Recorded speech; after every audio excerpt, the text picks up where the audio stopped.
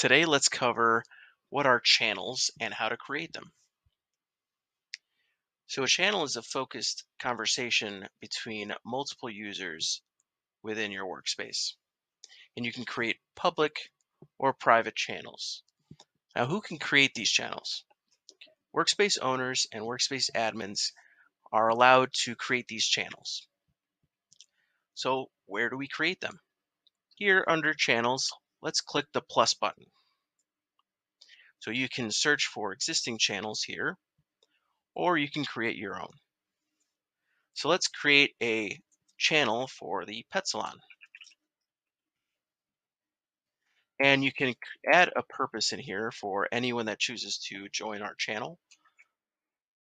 And let's decide if we want this to be public or private.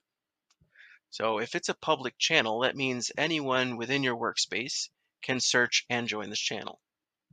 So let's keep this one private. So you cannot search for this channel. You would have to be invited to join this channel. So let's click save. Okay, so here we have our channel message, and we can view our members. If we want to add more members, click Add Members and select the users you would like to add. Click Save.